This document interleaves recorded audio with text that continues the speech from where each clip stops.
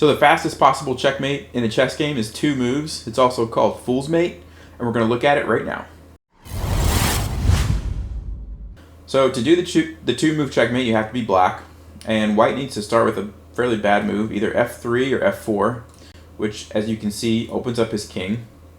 And then for your first move as black, you play e6, which lets out your queen. And if white then plays g4, you can play queen h4, which is checkmate. Now, I have to be honest with you, I've played chess for 20-something years, and I've never actually done this in a real game. So most people aren't going to open up with these 2 moves. But if they do, this is what you can do to win the game in 2 moves.